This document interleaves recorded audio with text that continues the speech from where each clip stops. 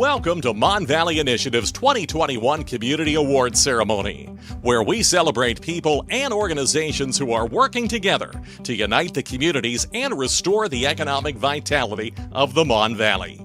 This year's award ceremony is presented in part with support from DRS of Greater Pittsburgh.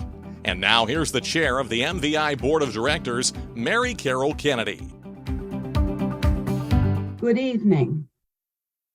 I'm Mary Carol Kennedy, and I'm the chair of the Board of Directors of the Mon Valley Initiative. In 1990, I was recruited by the president of the CDC in East Pittsburgh to become a member.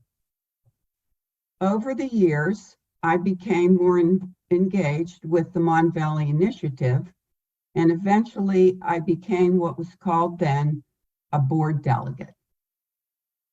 I've always said MVI is my favorite organization. I still believe that it's the organization that represents hope for this region through economic development, workforce development, and empowering citizens to learn to be responsible for themselves.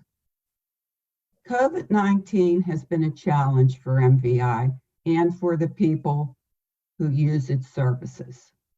Thankfully, MVI has again risen to the challenge and done a beautiful job of remaining engaged with residents in this region. I'm very grateful for that. It shows its resiliency and its ability to adapt, even in a time of crisis. I am so excited to meet this year's winners and to hear their stories. I'm proud that these are the kind of people that we have in this region. I always walk away from this award ceremony feeling so much better about mankind, and particularly because I live in the Mon Valley, and these people we are honoring tonight represent that. I want to thank all of the sponsors for this event. Without them, it would not be happening. I am very grateful for their commitment to this organization. I would also like to thank the staff at Mon Valley Initiative who continue to do an outstanding job year after year, no matter what kind of challenge they face. I want to thank the awardees for the work they do and for how they represent their communities. And finally, I want to thank the Board of Directors who work very hard on behalf of MVI. And now, please enjoy meeting the winners of MVI's 2021 Community Awards. Thank you. Coming up next, we'll meet this year's winner of the Senator H. John Heinz Award for Community Service as Mon Valley Initiative's Community Awards ceremony continues. Support for this broadcast of the 2021 MVI Community Awards comes in part from Community Bank. For 120 years, Community Bank has helped business owners, nonprofit groups, government agencies, school administrators, and individual personal account holders. Community Bank, personally involved in our community. Member FDIC. Thank you. Hello, everybody. Thanks again for joining us for our virtual award ceremony this year. I'm Laura Zinsky. I'm the CEO of Mon Valley Initiative, and I am very excited to be introducing this year's Heinz Award winner, John Bodai from DRS Construction. We are just so thankful to have him as a partner in our work. And while we normally don't necessarily give this type of award to a paid vendor, John and his crew did the extraordinary for us over the last 24 months. They had a number of construction contracts with us, a number of homes that people needed to be in, wanted to be in, and the COVID delays and the shutdown created a tremendous amount of problems for that. And he was such a steady force. He never gave up. He took extraordinary measures to help us, including putting people up in a hotel when things weren't ready. And he never tried to pass those costs on to MVI. He simply did it because he felt that it was the right thing to do. And we have enjoyed that kind of work with him for really the last 12 to 15 years. John and DRS have been working with MVI on our housing development work for many years, and he has been such a loyal and faithful partner. And he's a great leader, and that was in evidence over the last 24 months when he was able to get people to come to work. Many of his contractors, many contractors that we called, people just weren't available. They weren't coming out, and he was able, because he has such good relationships with people and they're so glad to work with him and to work for him. They came and they did our work and helped us to deliver these important homes that I'm standing in front of. The Holland Avenue homes was just one of the projects. We had a number of other projects that they made possible for us over a very difficult time, and we're just so grateful to have him and his crew. It's great leadership that we've enjoyed and that has totally benefited the Mon Valley in a way that is just extraordinary, and it's just a great honor to get to work with him, and we're so pleased to be able to celebrate him with this event. Thank you. My name's John Bodai. I'm the president of Disaster Restoration Services. We are a full-service insurance restoration company / general contractor who specialize in the restoration of people's homes following insurance events such as fires, flood, vehicles hitting into buildings. We also offer a full service of general contracting needs such as additions, home building, commercial build-outs, and a lot of work for redevelopment companies and property management companies. In the mid-1970s, my brother Bill and a fellow named Ron DeSecco were both insurance adjusters at the time, and there was a need in the area for a company that could fulfill insurance claims on a full-time basis. Back in the late 60s and early 70s, they used to just tell people, find your own plasterer, find your own carpenter, painter, etc. People were trying to live their lives and just didn't have the time or the expertise to do it, and they saw a niche there, and in 1985 the company was changed to Disaster Restoration Services. We started to do some work for customers that we had done insurance work for. They were so happy with the quality of the work and the professionalism of our employees that they would inquire, would you put an addition on our house? Would you add a second story to the house? We're thinking about building a garage on our property. So we started to get into that type of work as well, and then through various sources the word just spread. That was our lead into general contracting. We don't really advertise it, and perhaps we should, but we're generally busy with the restoration and the work we're doing for Mon Valley Initiative, and we don't like to overbook. Well, I actually started here probably in 1976 as a laborer. I was in high school, and I used to work summers through my college graduation, and then I graduated from college in the fall of 1982 and started work here as a sales / marketing representative for the company in the January of 1983, and I've been here ever since. What's the first project you worked on with Mon Valley Initiative? The first project that we worked for, we actually, I believe we took over a project that was left by another contractor. It was in Turtle Creek, the project. It was on James Street in Turtle Creek. And we went in and we worked on that project, finished it up for the project manager, and he was so impressed with our responsiveness and the quality of the work and whatnot that put us in line to start bidding future projects. We just completed the schoolhouse condominium project in Swissvale, which was the complete gutting and rebuilding of a 100-plus-year-old school building in Swissvale. They've turned it into 18 luxury condominiums. That project ended up coming in just under $3 million, and that's the largest project that we've completed for Mon Valley. What do you enjoy about the work? I was just thinking about that, and I was humbled to be bestowed with this honor by Mon Valley because I'm doing what I love. I love this business. I love the construction business. I love working with people. And to be awarded for that is just like icing on the cake because I do, for the love and the growth of the company and the betterment of our employees and whatnot.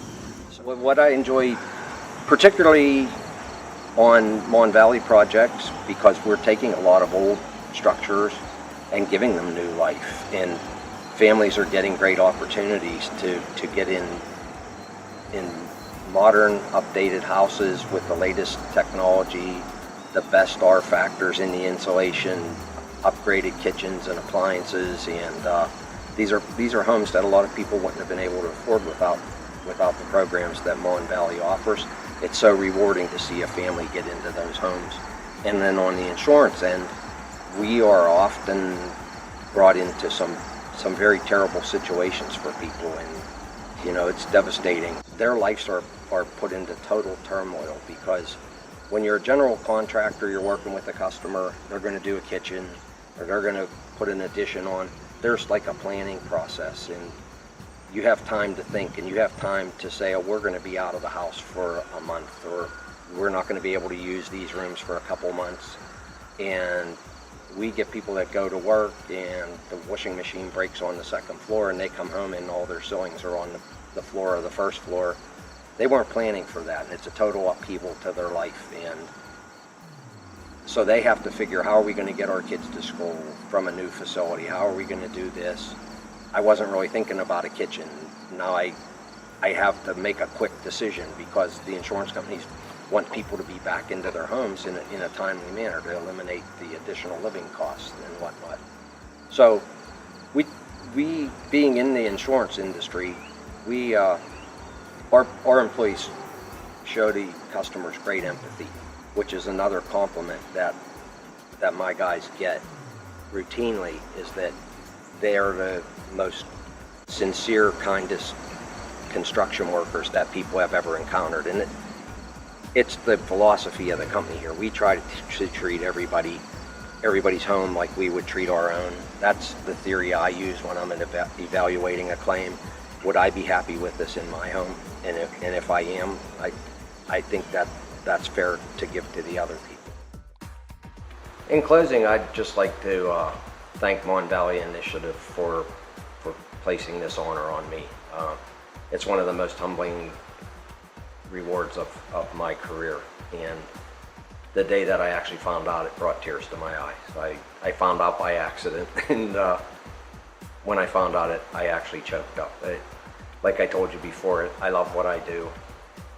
I have nothing but pride for our company and the work that we've done, and I'm so happy for the relationship that we have with Mon Valley Initiative, for the confidence that they've bestowed on me and our company over the years, and the way they've stood by us through some trying times. We've worked some very difficult projects together over the years. Laura, April, John Bacchetti, Dave, Andrew, they always try to give us what we need to do our end of the job properly, and I just want everybody to know how much I appreciate it.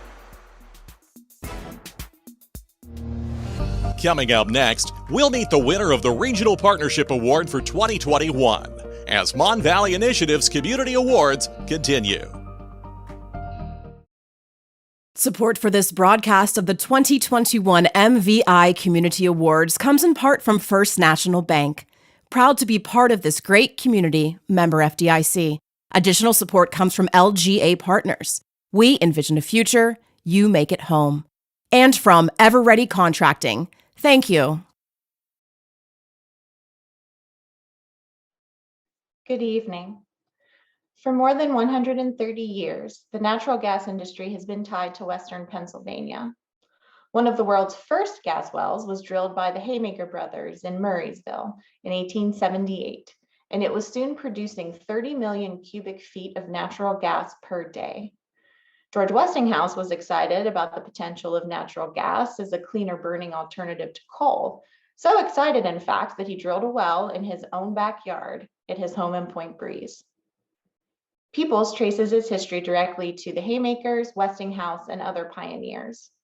It is now the largest natural gas distribution company in Pennsylvania, serving 740,000 customers in 3 states and employing more than 1,100 people. In 2020, the company became part of Essential Utilities Incorporated, which also provides water and wastewater treatment to customers in 10 states. Peoples has a strong social service aspect to their business model, which includes paying employees while they volunteer their time working for charitable organizations such as Habitat for Humanity, local food banks, and other organizations that provide environmental and educational programs. People's employees have volunteered to help clean up rivers and streams, read to children, install fire alarms, support veterans organizations, the list goes on. Peoples also makes direct contributions to organizations throughout its service area, approximately $4.4 million in 2020. Over the past 2 years, volunteers from People have also helped MVI paint and repair various residential properties we own in Turtle Creek and West Newton. The volunteers are always incredibly hardworking, very excited to help in any way that they can. They are also very kind and always looking for more opportunities to work with MVI. We are so thankful for their profound, consistent support, and we look forward to continuing our relationship with them. It is my honor to congratulate Peoples on this award this evening.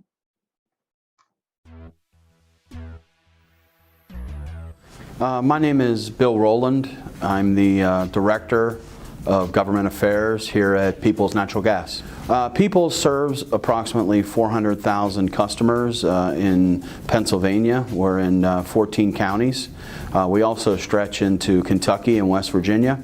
And we're a standard gas utility. We don't do any drilling or any gathering or that sort of thing. We just simply get gas from producers and we get it into homes and businesses at what we hope is a reasonable price. We have a social service aspect to the company that's incredibly important. We have a dedicated territory. We have a service territory, and when the businesses in those communities, when these schools in those communities, when the people in those communities are buying homes and building homes and opening businesses, that is a good thing for Peoples. When that isn't happening, it's a bad thing for Peoples. We rise and fall based on the traditions and the successes of the folks that we serve, and we try to look at it as public utilities are a service. Certainly that is something that goes into how we think about things, and we have a volunteer committee here at the company that is very widely attempted to be duplicated by other companies, but I don't know that it's ever been as strong as it is, as ingrained as it is here at Peoples and other companies that I've been in. We have a very strong relationship with the food bank, which is in Duquesne. Obviously, we've been there to help pack up and try to help fulfill their very important mission. We have a very close connection to the environment. That's always something that's in the forefront of our thinking about things, and obviously going out to riverbeds and areas along highways to help clean up parks around the city of Pittsburgh and into the Mon Valley is something that I've taken advantage of being able to participate in the past, and it's something that we want to try to leave an impact that's better than when we found it. So COVID has been something that has been a challenge like everyone else. We don't have the ability to simply retreat to being remote. We have to have people that are working every day, and I think we've navigated it successfully. As far as volunteering, there's obviously an ability to go out and touch folks and be with them. In the COVID era, that was harder. But we still managed to make that impact. You can write emails, you can gather, you can do things at home, and I think the volunteer committee has the COVID situation gave you such more of an idea of why it was important, why it was critical, and I think we've seen now that things have begun to loosen up a bit that we've had an even better response internally. during this pandemic, we've become even more aware of our fellow men and women and children in the area who are, are food insecure, which was a phrase that I've come to know over my years here in Peoples.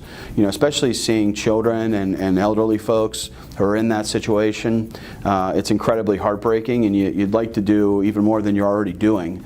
And it's been something too that not only have our employees have found important, but it's also been something that their families have found a way to be involved with, because it's something that mom or dad go home and they say, we did this wonderful thing, we cleaned up these 50 tires, or we met these great folks down at the food bank.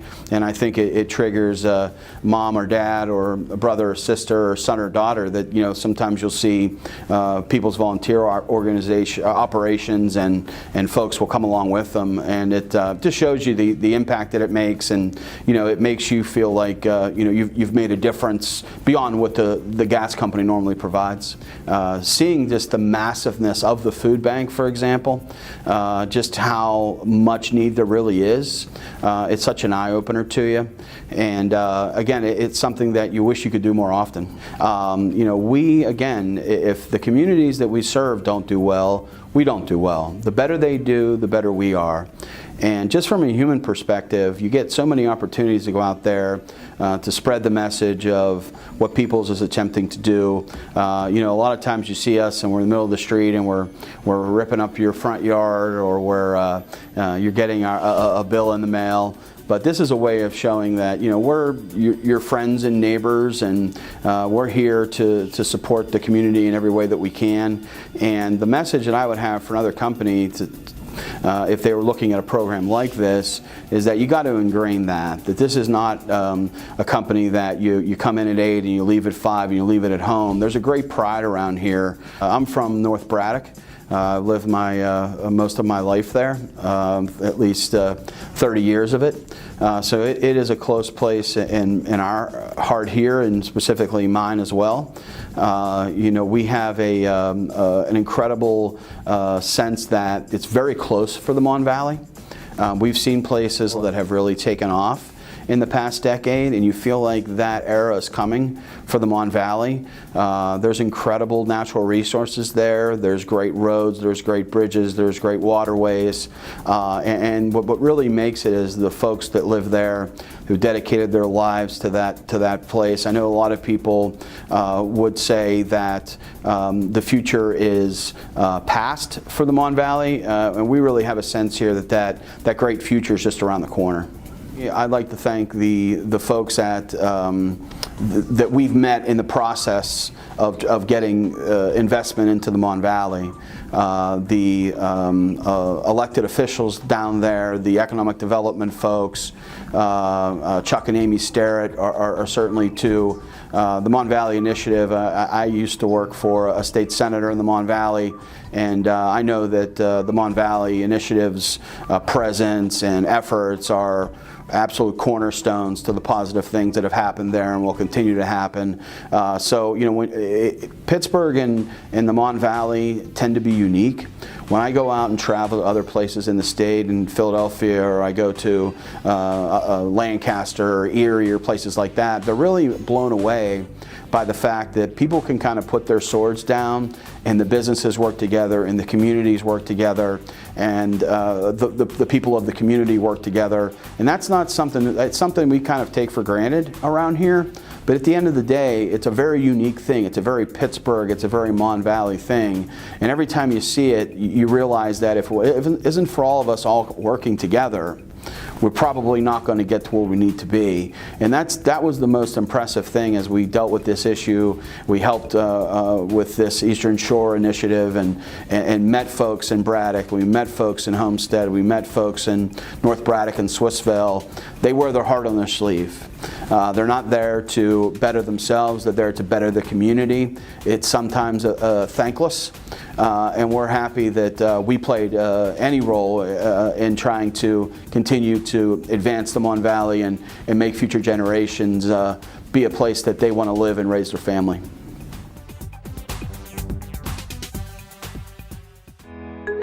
Later in this broadcast, we'll meet this year's winners of the Community Partner Awards for 2021. But first, Mon Valley Initiative presents the 2021 Employer Partner of the Year Award, right after this. Support for this broadcast of the 2021 MVI Community Awards comes in part from Highmark and Allegheny Health Network, committed to improving health and promoting wellness in our communities, one person at a time. Additional support comes from the engineers of Whitney, Bailey, Cox, and Mugnani LLC, your trusted full-service construction management partner. And from Keller Electric. Thank you. Good evening. My name is Dr. Charles Howell, and I'm the Director of Workforce Development and Financial Coaching here at Mon Valley Initiative. And I'm pleased to present this year's Employer Partner of the Year Award. MVI has worked with Aerotech for a number of years, and throughout the course of the pandemic, the job market tightened and opportunities became scarce for a lot of people, particularly for our program participants. And it was Kevin Talley and Aerotech who were among the first to really begin to offer sustainable opportunities that allowed people to thrive even in very difficult economic circumstances.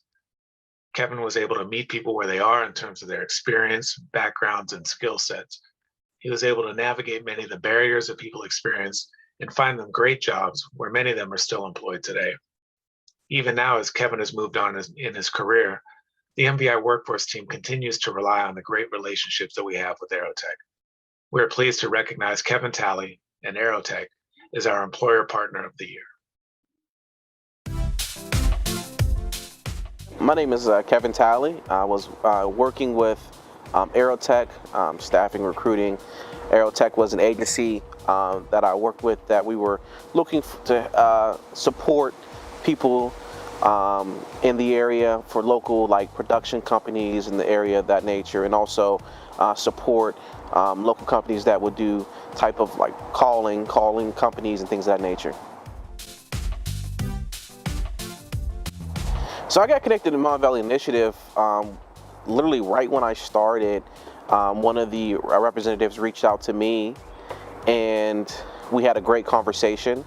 She's no longer with Mon Valley Initiative, but she was an amazing person, and we worked together, and she really encouraged our partnership, and the partnership blossomed from there. And when she transitioned, I was able to continue that partnership with the great people at Mon Valley Initiative. The roles I was filling at Aerotech were production and manufacturing. So I was looking specifically for people who wanted to get into, let's say you wanted to learn how to operate a forklift, or you were looking to, you like to work with your hands, you wanted to build things. So one of the major companies I supported was right in Turtle Creek that was building batteries. I have a lot of guys from the Mon Valley Initiative that were able to get down there, really solid pay, and help support those people. So when you get in a manufacturing role, the sky is pretty much the limit when it comes into being on that floor. A lot of the guys that had gotten hired through Mon Valley Initiative that are down at that company I just briefly spoke about, they are now some of our team leads. They reached out to me recently. Our team leads, you can move up to even be a manager on the floor. If you get some more higher education, you can also even take my role, become a recruiter for a company like Aerotech. So it's really all that. Sky's the limit for real. You know, once you get in that kind of role, don't take any pathway, I would say, as a negative. Take your pathway as a stepping stone and just propel yourself to the next direction you want to go.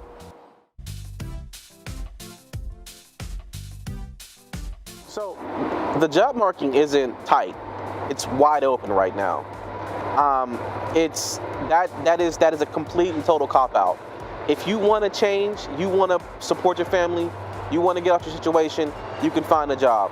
I'm currently hiring right now. I work for another company. We're hiring CNAs. We'll even train people to be CNAs. So when I was working at Aerotech, right now, I can tell you right now, if you gave me your number right now, I'll put you in the right direction, and I guarantee you'll have a job by the end of the week.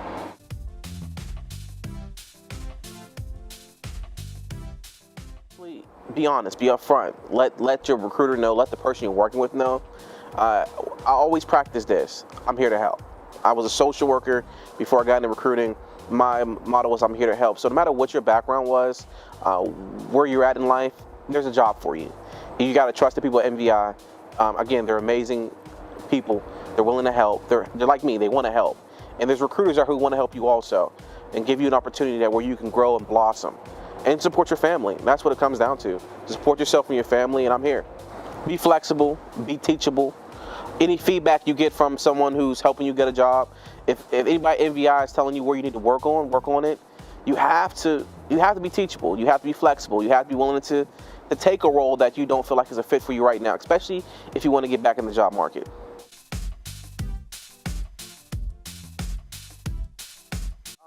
If you can, one thing I heard a lot of conversations was about is pay. What are you paying? What is your job pass? What do you have to offer that candidate? What are your benefits? What does it look like? You have to ask those questions and see, and listen to your people. What are your people saying they need? What are the interview when someone is declining a job offer? Find out why.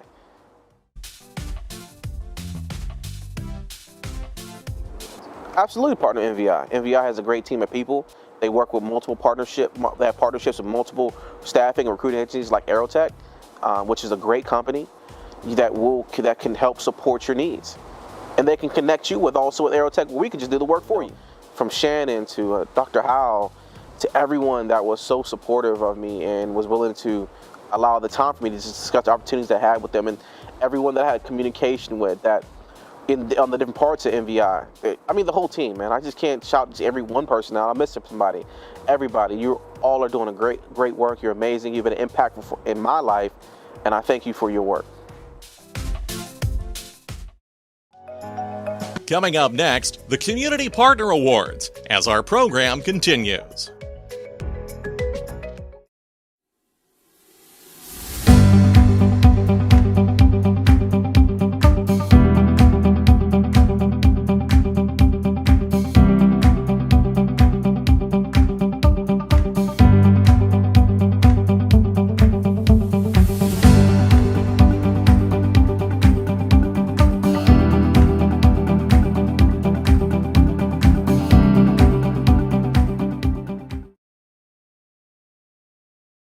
Mon Valley Initiative thanks Mystic Construction. Since 1951, Mystic Construction has had a commitment to complete client satisfaction. Mystic Construction specializes in multifamily dwellings, commercial buildings, and religious institutions, as well as medical and senior care facilities. Mystic Construction stands behind its work. Learn more at mysticconstruction.com.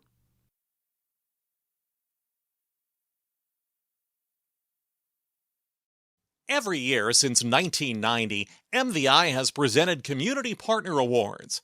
These awards are presented to groups and individuals who embody the MVI vision of working together to unite the communities of the Mon Valley and restore their economic vitality.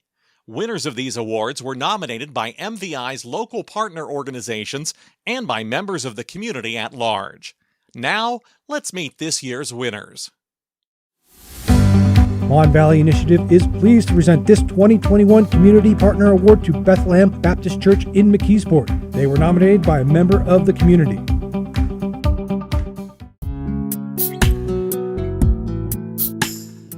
I am Pastor Rolene Coleman. I am the pastor of the Bethlehem Baptist Church located at 716 Walnut Street in McKeesport, and we are a lighthouse on the corner for anyone that is trying to find their way, that we can help them in any way that we possibly can.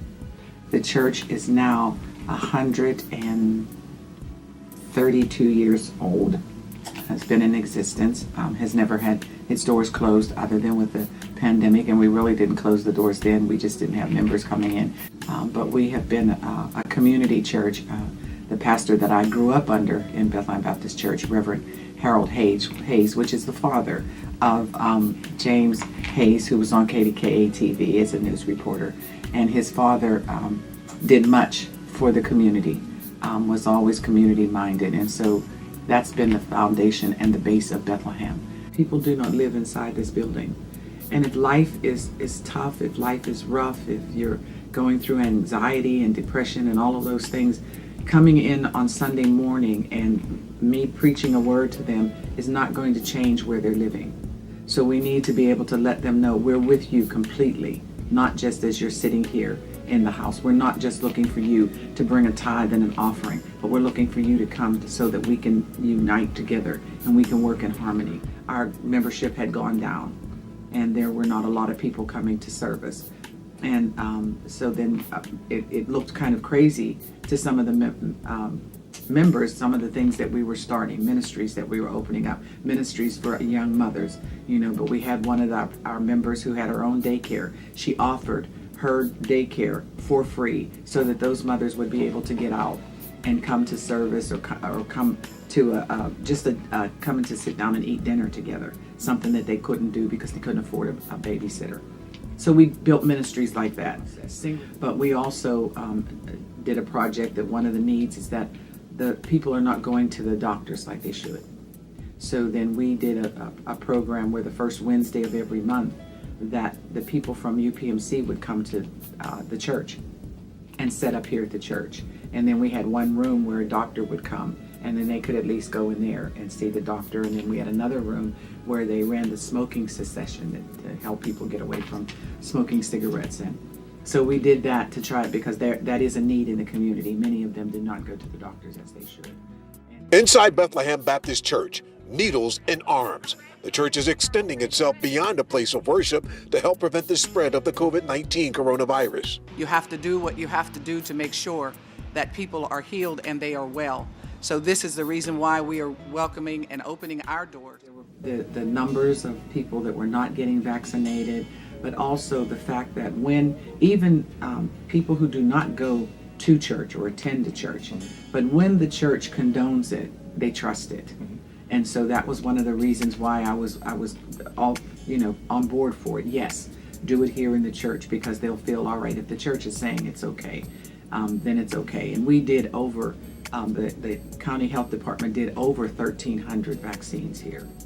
So it was good. And people who don't have transportation, because we did have a lot of folk that walked to get here and get their vaccination. When this all started, because they've been doing that from Bethlehem for about 14 years, they've been doing the walk from here.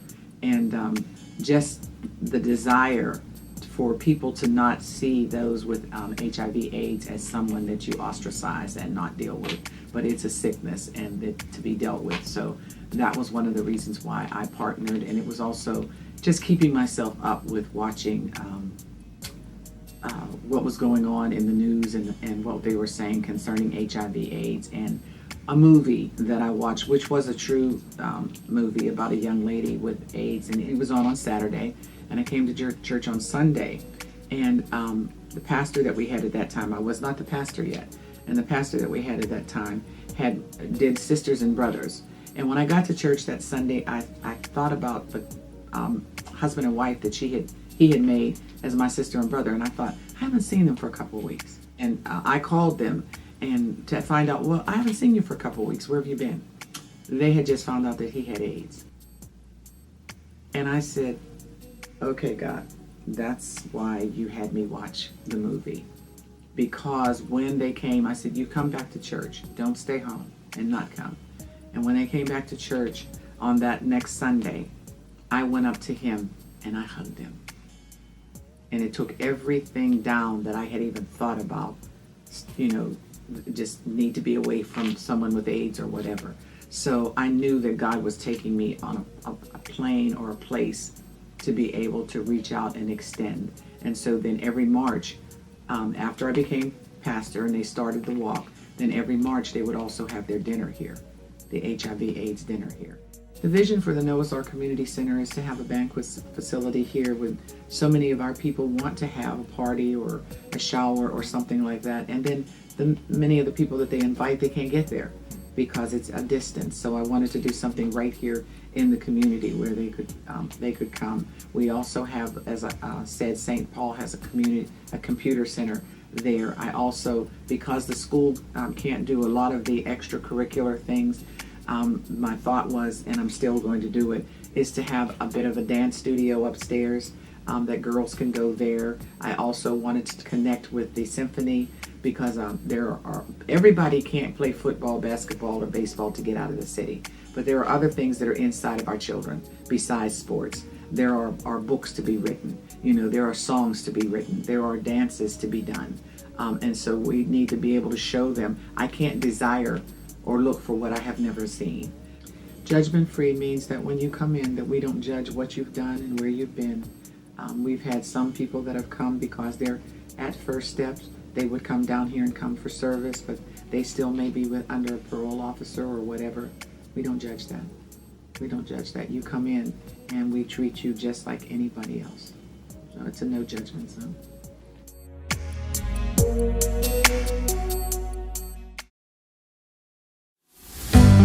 Mon Valley Initiative is pleased to present this 2021 Community Partner Award to the Swissvale Shade Tree Advisory Committee, presented on behalf of the Swissvale Economic Development Corporation. Hi, I'm Gib Miller with the Swissvale Shade Tree Advisory Committee. The Advisory Committee, we actually got established back in 2015, and first job was to basically write a tree ordinance to govern, how Swissvale handles street trees and park trees. Since then, we've been constituted as a group with a bunch of revolving members, interested people in Swissvale, and we've been trying to do multiple things. One, try to apply for grants to get street trees and park trees, try to do events, usually 3-4 times a year at least, to either mulch or do tree pruning. We've been trying to work with a lot of the other local organizations, especially like 9 Mile Run, that's now upstream Pittsburgh, have been kind of one of our real mentors. That, and especially with the tree applications, we've been working with Western Pennsylvania Conservancy and Tree Pittsburgh. And with, we've now been a Tree City USA for 5 years. So we've been working through the Arbor Day Foundation with that. I went to a tree planting and then I got recruited. I love trees. I love what they do for the community. They have so many positive impacts. In addition to, making the place beautiful, they've got all sorts of environmental things. They take in stormwater, they give it shade, they provide habitat for animals. I think it's just a really good thing for a community to have. And I'm glad to be a part, even if it's just a little community. That's where a lot of the work gets done. It gets done in these little tiny communities, these little tiny groups. All over the country, you have lots of little pockets doing the same thing, and you have a much better community to live in. Swissvale is a great place to live and raise a family, where it's not gigantic, but it's very comfortable. It's close enough to the city where you can get anywhere you want to get to, but it feels like home. Trees, especially street trees, are really important. We're part of the 9 Mile Run watershed, which there's been a lot of effort to try to bring it back to a natural state, get rid of pollution. We have a lot of issues not only in Swissvale but in the area with stormwater. So trees are very important for stormwater retention. They're pollution control because they absorb pollutants in the air. They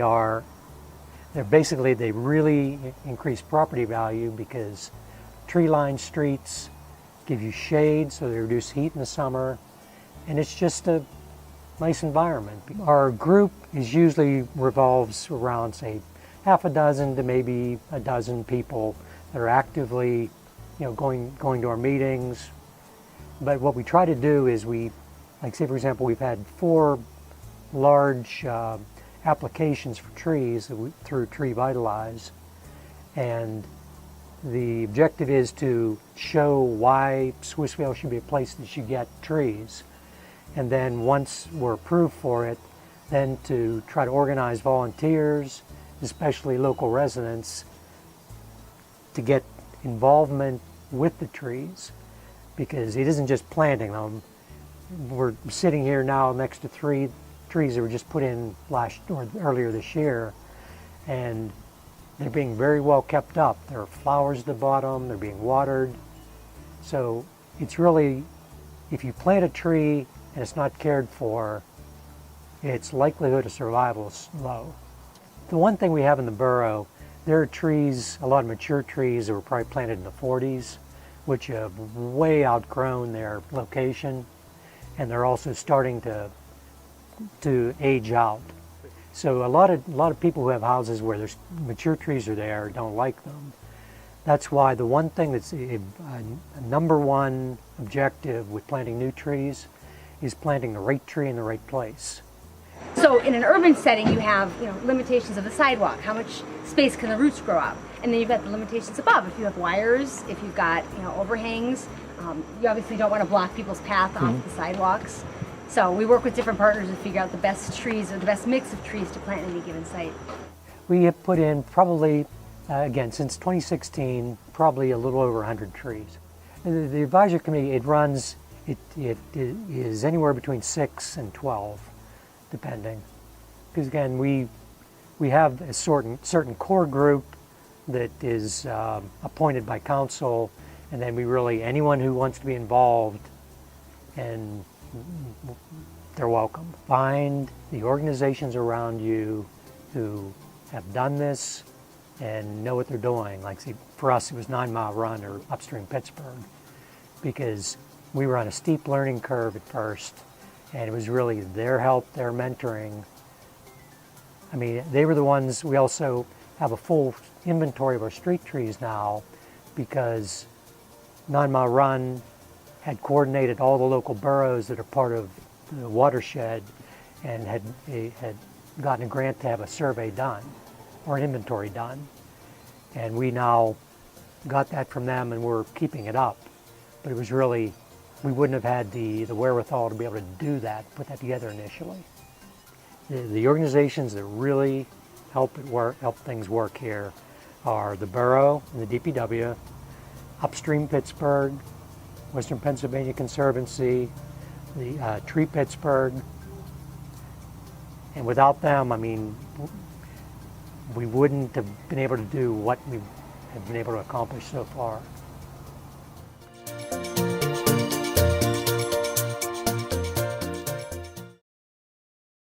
Support for this broadcast of the 2021 MVI Community Awards comes in part from Peoples, an essential utilities company. Thank you. You may know us as Peoples, but we recently joined Aqua to form Essential Utilities. Despite the challenges of the pandemic, we invested nearly $1 billion this year to improve local infrastructure, making sure you have safe drinking water and reliable natural gas to heat your home. As Americans, we've weathered tough times before, but I hope you'll share our optimism for the future. Thank you for allowing Essential Utilities to deliver on our commitment to you, providing natural resources for life. Mon Valley Initiative is pleased to present this 2021 Community Partner Award to Clairton Family Center. They were nominated by a member of the community.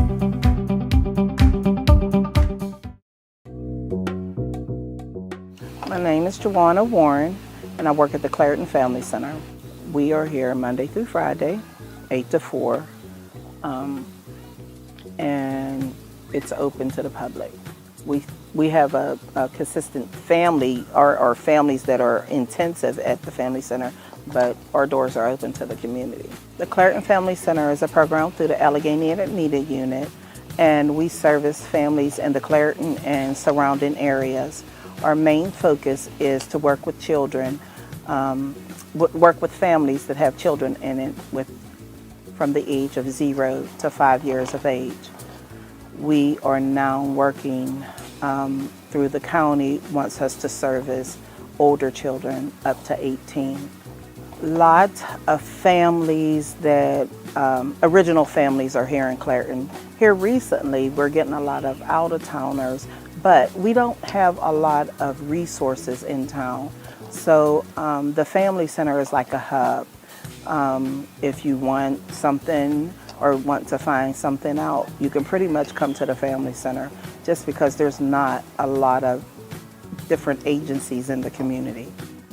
Just I don't want to say poor steel mill town, but pretty much that's it. After everything shut down here in Clairton, part of the mills shut down, it really took a hit to this city. Food, transportation, money, resources help with utilities, things of that sort is a need. Our transportation is we have like 2 buses that comes in town. And we have a market, but we don't have a big grocery store. So those are some of the needs. We have no downtown shopping area. We have $2 stores, and we have our market that's downtown. We have a library.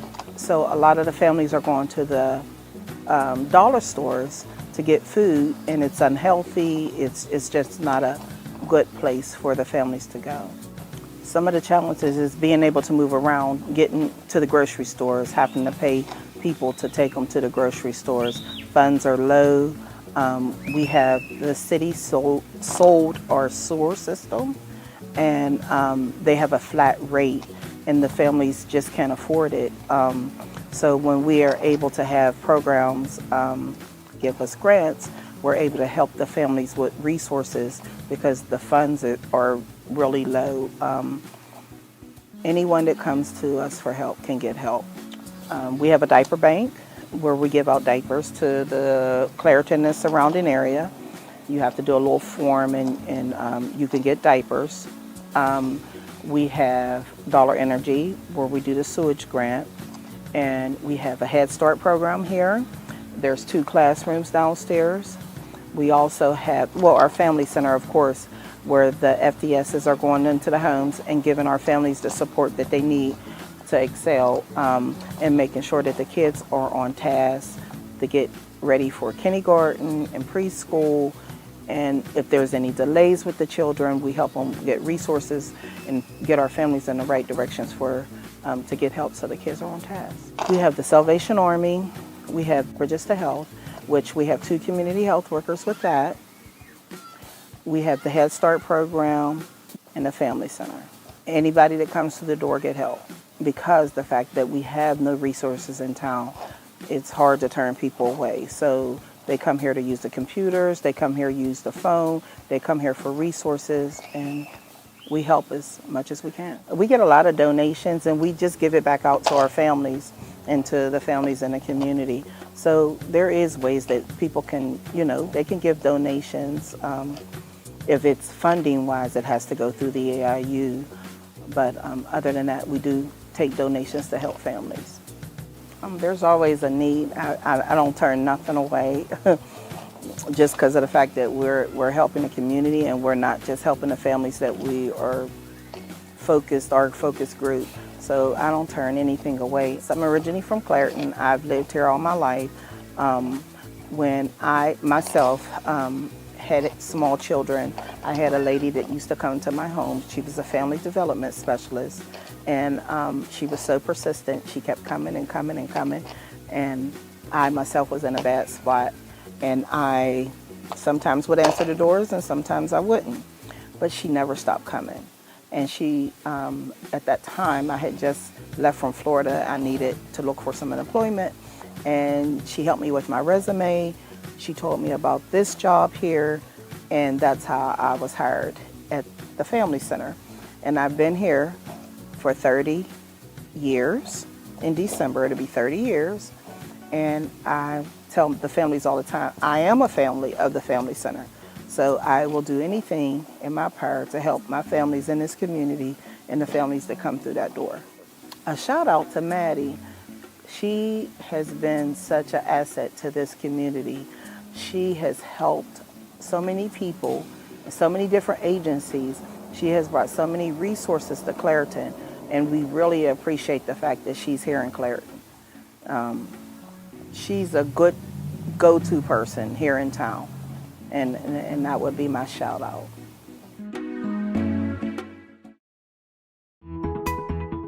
Up next, we'll meet one of the people who has been helped by our housing counseling program. And then, we'll learn about our next 3 award winners. The Mon Valley Initiative Community Awards for 2021 continue after this.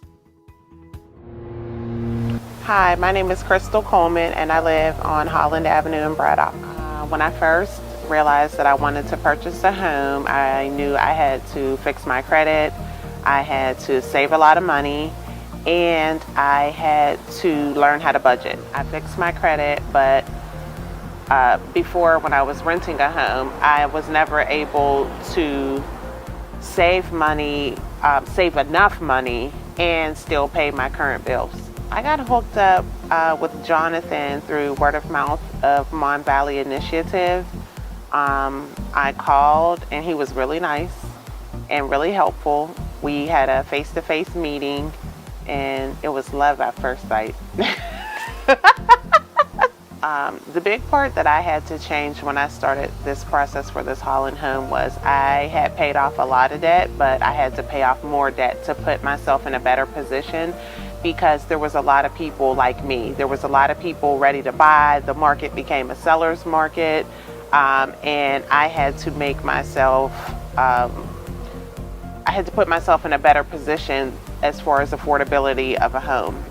Every step he was very helpful. He explained what was expected and what would go on. He also, at times when I didn't feel confident, he was a voice of reason. He told me to hang in there. He would not allow me to give up. I wanted to give up. He would not allow me to give up. And if it wasn't for him, I would not be in this home, because I would have gave up a long time ago. Don't give up. It's a long process. It's actually not a process, it's a journey. It was a journey for me.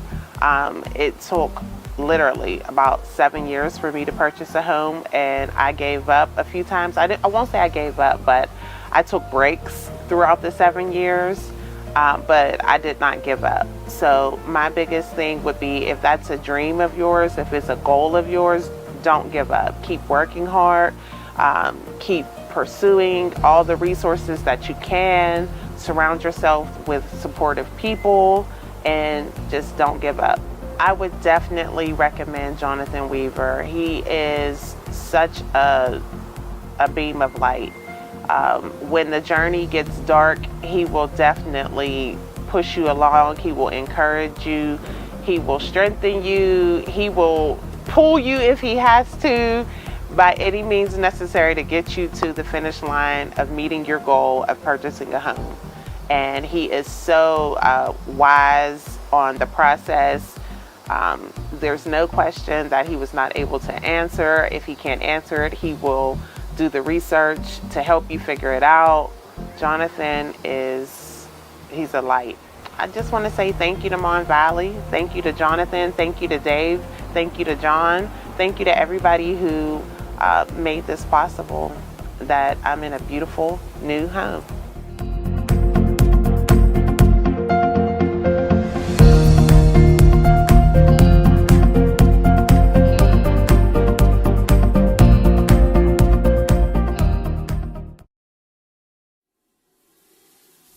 The Mon Valley Initiative Community Awards ceremony continues after this.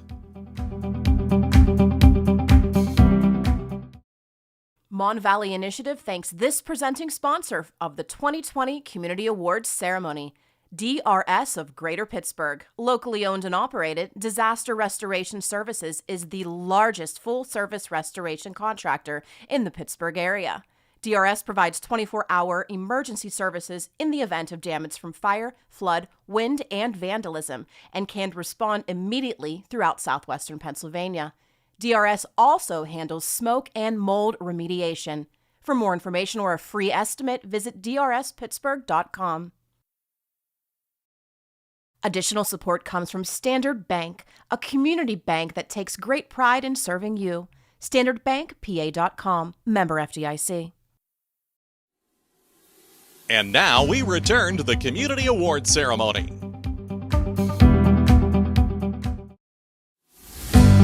Mon Valley Initiative is pleased to present this 2021 Community Partner Award to Dale Kraeer, presented on behalf of the Turtle Creek Development Corporation.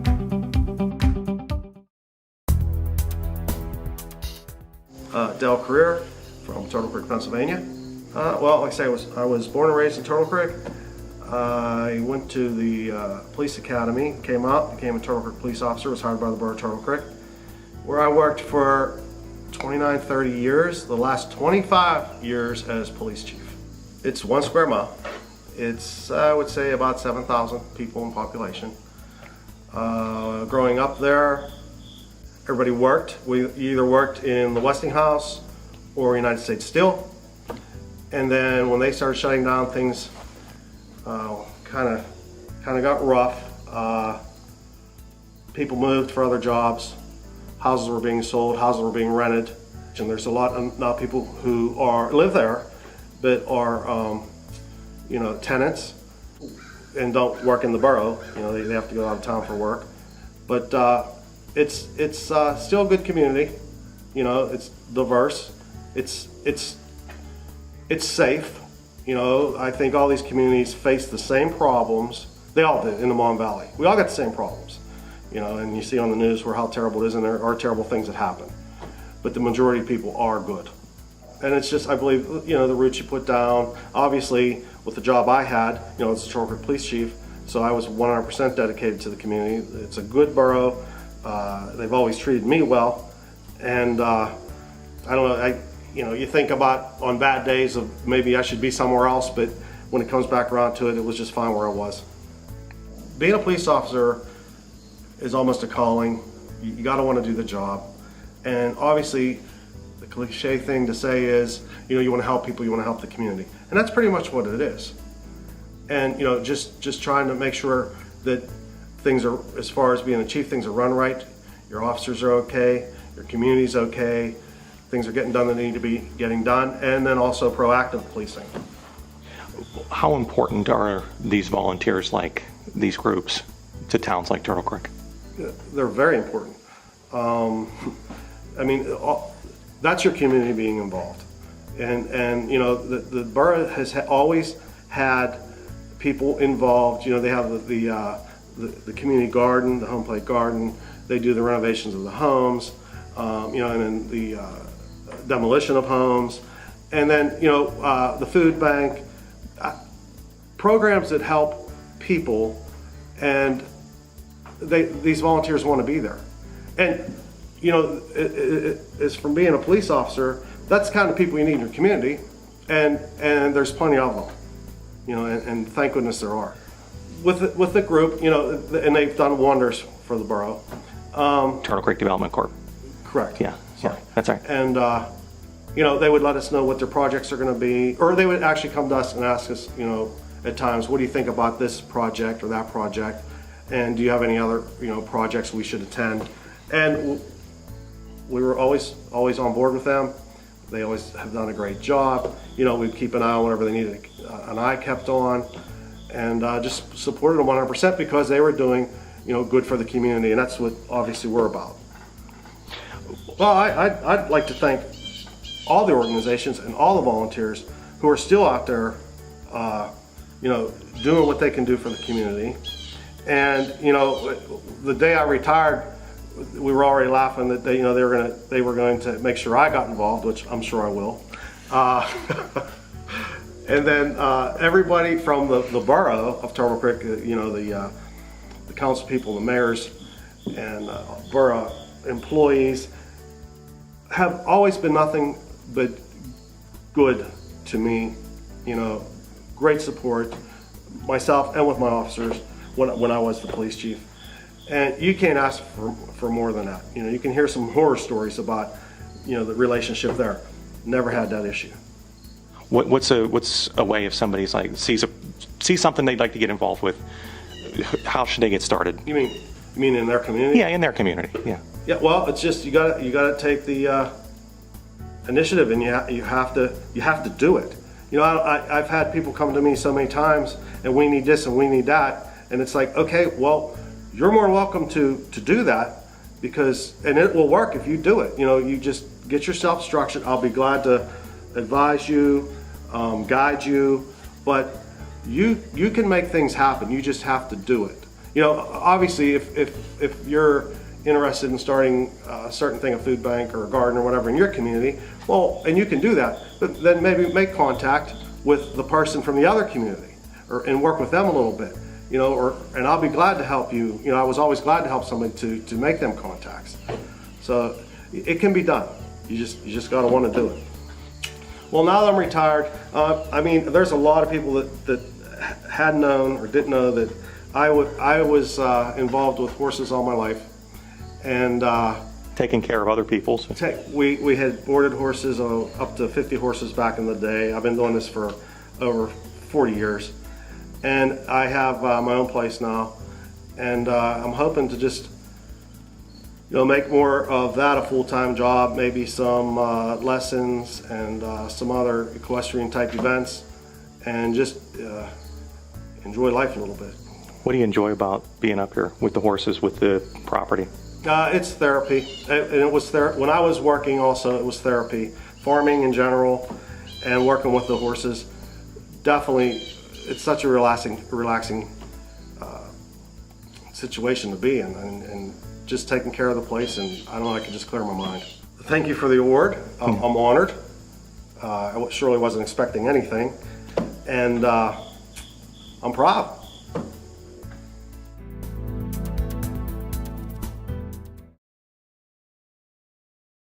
Support for this broadcast of the 2021 MVI Community Awards comes in part from McGee, Maruka and Associates, certified public accountants. Additional support comes from Leach, Tishman, Fuscaldo, and Lampel, attorneys at law. Leach Tishman proudly supports the Mon Valley Initiative. Thank you. Mon Valley Initiative is pleased to present this 2021 Community Partner Award to Ollie Hill, presented on behalf of Downtown West Newton, Incorporated. My name is Ollie Hill. I live in West Newton on Water Street, 224. Was raised in West Newton. The original Hill was here in 1897 when they purchased a house on Water Street. And there's been a hill in it ever since. I retired, that's when I moved back from Washington, D.C. in 17. My dad was a volunteer, a long-time Lions, and so when I moved back, I sort of followed suit. My dad was only 5'11", but I always looked up to him, even though I was taller than he was. Being from a small town, it was harder getting used to being in the big city. So in the back of your head, you remember coming up in a small town, so it's not hard going from the big city to the smaller city. It's easier that way. Some of the activities you've gotten involved with as a volunteer since you've been back? We cut grass once a week for the York Trail in West Newton. The library, we volunteer to move the books and whatever else needs to be done. And then the Lions Club, which has many more faucets. Oh, a small town, and you know everybody. Everybody knows you. Not like the big city where you don't know the neighbor next to you or above you or wherever. So I'm used to the small town because I was raised in West Newton, graduate of 1963. What do you get out of volunteering? Because that can be enjoyment. Okay. It pleases me to help other people. Have you been able to recruit anybody else? Have you been able to? Yes. Okay. A good friend of mine. How do you talk them into it? Keep talking to them. Every chance you get, you ask them, you want to join the Lions? Every chance, just wear them down. Basically, it's to help other people and don't think about yourself. Think about the other people. A good example is the COVID. Get the COVID for your relatives, your family, your friends. Get the shot for them, not for yourself. Don't be selfish. What are some projects that you would like to work on through the Lions coming up? Get more members. Yeah. That's one of my incentives. I'm hoping to have an open house that friends that we know of can come in and eat dinner and rub shoulders and listen to our speeches. Was there anything that the Lions did special during the pandemic to help people out who were struggling? We fed people. Mary Popovich got donations. The government, 30-pound boxes of food, we gave them out, many of them. And whatever else way we could help. I personally am the person that goes around and picks up the eyeglasses that have been donated. We have one box in the post office, and we have the other box in the commercial bank. And then when we sell brooms, they can bring them to wherever we set up. They can bring them to us personally, wherever we sell the brooms, and they see us out there selling brooms. No, I just appreciate that the downtown West Newton thought of me, and I personally appreciate Barb speaking in for me. How many hours a week would you estimate that you put in volunteering? Well, every week with the grass cutting, that's 4 hours every Wednesday. But that's all personally right now. But like I said, I volunteer for whenever the Lions have their, not the Lions, the library have their little fundraisers. They call me. And how far up and down the trail do you go? We have 12 miles. We have enough people that we are in charge of the 12 miles. Usually you have 10 people. You know, this is voluntary, so you may not have the same 10 people every week, but we always have enough to cover our areas. Plus, when their trees fall down like this past storm, other than Wednesday, he will call and see if you're available to remove the trees from the trail. I'm Barb LaFace, and I'm with Downtown West Newton, Inc. And one of our members, Kathy Kislich, had said, who's a member also of the library, but she was the one who had suggested to us that we nominate Ollie, and we were all in agreement. There was not even a moment of thinking about it. So working with Ollie with the Lions Club, and I know how valuable he is to the Lions Club and all the heavy work he does for us. So no doubt in my mind that this man is certainly worthy of the award. He's such a gentleman, such a hard worker. You say all the. I know. I know. Oh, volunteers are very important. If it wasn't for volunteers, a lot of our organizations, we would not exist. They are the ones that make this town viable. I know Saturday I told Ollie that I'm having an open house. We're having a street sale in West Newton here. And of course he volunteered to sell brooms for the Lions. So it's what sustains us. It's the volunteers that bring money into the organization. I've known Ollie for a short time, but boy, I feel like I've known him a lifetime. Very valuable, a very wonderful person.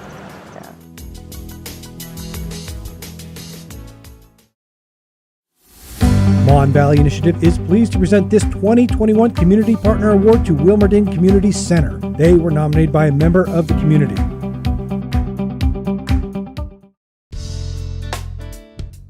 My name is Gary Nawading. I worked for the YMCA of Pittsburgh for 31 years, and I am currently a volunteer here at the Wilmerding Community Center. Well, the Wilmerding Community Center used to be a YMCA. It was known as the Wilmerding YMCA, and it's been here for over 100 years. George Westinghouse actually started the YMCA back in the 1890s, and then we became affiliated with the YMCA of Pittsburgh in the early 50s or 60s, I believe. This building that we're in now was built in the late 70s, early 80s, and it is located right in Wilmerding Borough. Well, this is such a great facility to begin with. First of all, it has an indoor pool, and we call it a warm water, not a therapy pool, but we keep the water a little warmer. It's usually about 84, 85 degrees because we have a lot of seniors that like to participate in aqua programs and swimming and exercise. It's probably the main attraction here at the Wilmerding Community Center is the indoor pool. We also have a very large state-of-the-art fitness center upstairs. We have a full-size gymnasium, an aerobic studio, spin studio, full locker rooms and shower rooms, steam and sauna. Believe it or not, people love steam and sauna. It's very popular. We have a small community room as well as outdoor facilities, a pavilion, and an outdoor ball field. I think it was in 2018 the YMCA had some very hard decisions to make. They were going through a bankruptcy at the time. And one of the decisions that they had to make was to close some of the existing facilities that they had throughout Allegheny County. Unfortunately, Wilmerding was one of those YMCAs that they decided that they had to close, and they closed it in the fall of 2018. About that time, as soon as it was announced that it was closing, there were a group of us that got together, other concerned citizens, the borough of Wilmerding, and we're trying to see how we could keep it open, keep it maintained and going on so that the people could benefit from it. because it is so vital for people here in the Mon Valley area. So as one thing led to another, we ended up incorporating, became a nonprofit status, incorporated as the Wilmerding Community Center, and we actually opened our doors on September the 3rd, 2019, to a great fanfare of the community and the surrounding communities. People from North Versailles, Wilmerding, Trafford, Monroeville, North Huntington, Pitcairn, East Pittsburgh, McKeesport, you name it, people are coming here because they've came all those years and it's been the hub of the community. And people just love it, and that's why they're coming back, and we're so glad that they are, because this is such a jewel of the East. Well, I mean, if you come down here on a daily basis and just see the number of people that come here every day, it's amazing. And when COVID hit, one of our big concerns was it's going to be hard, especially for the seniors, to come back.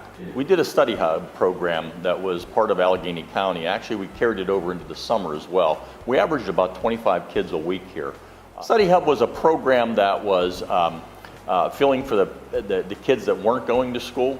They had an opportunity to come down here and experience the educational components of going to school, as well as the socialization with other kids.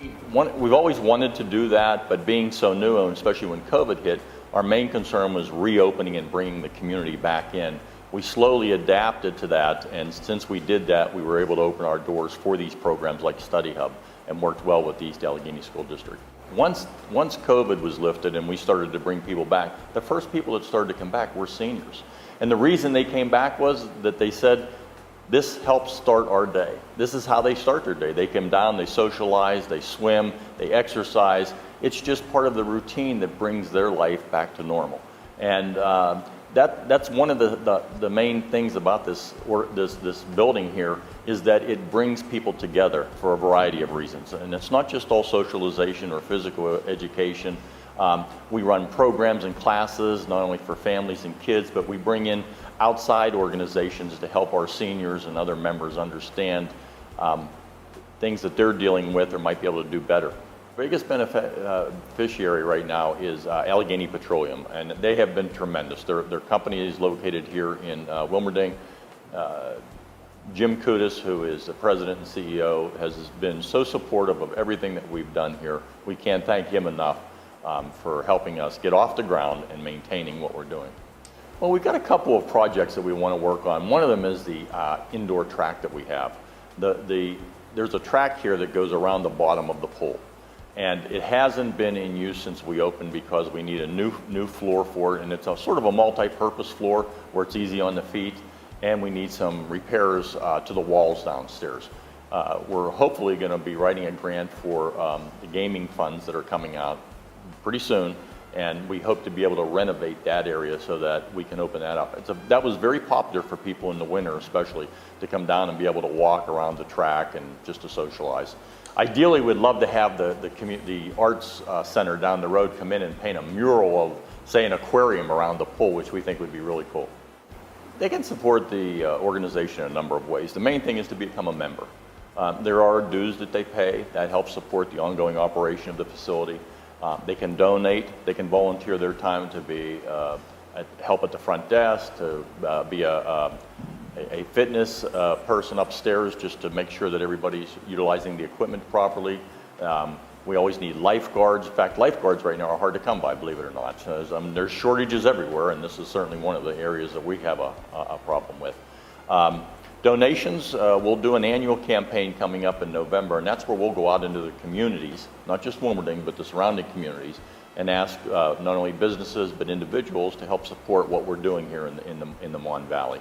Again, it's so important for these people, and we want to continue to keep it up. The good news is we've been able to get some small foundation support over the last couple of 2 years, and that's enabled us to keep up with some of the ongoing capital issues that we have in an older building, replacing the air conditioning, putting new heat in.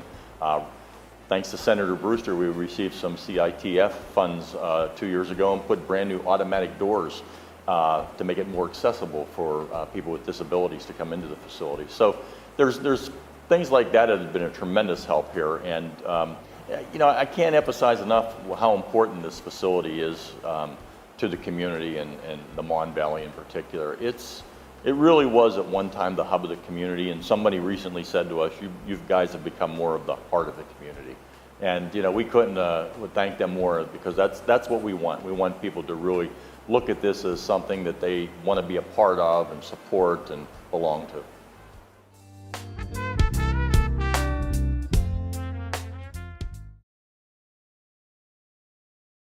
Support for this broadcast of the 2021 MVI Community Awards comes in part from Congressman Mike Doyle, wishing congratulations and continued success to all of tonight's winners. Additional support comes from Ensco Long Insurance Group. Confidence, credibility, commitment. That's Ensco Long. Thank you. When we return, Joe Flynn of the MVI Board of Directors will leave us with a final few thoughts. The Mon Valley Initiative Community Awards ceremony continues right after this. Mon Valley Initiative thanks the following donors for making the 2021 Community Awards ceremony possible: Community Bank, DRS of Greater Pittsburgh, Ensco Long Insurance Group, Eveready Contracting, First National Bank, Highmark AHN, Keller Electric, Leach Tishman Fuscaldo and Lample, LGA Partners, McGee Maruka and Associates, Mike Doyle for Congress, Mystic Construction Company, Peoples and Essential Utilities Company, Standard Bank, and Whitney Bailey Cox and Magnani. Thank you.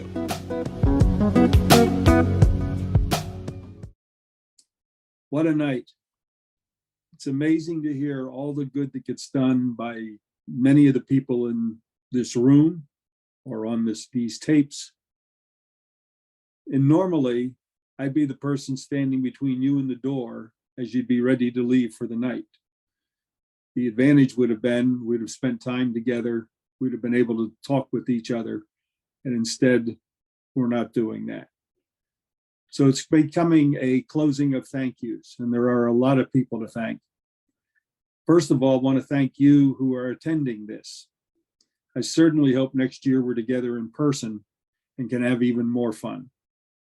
But at the same time, because this is all on tape, if people aren't able to stay through the whole dinner or aren't able to attend at all, it is available and people will be able to see it.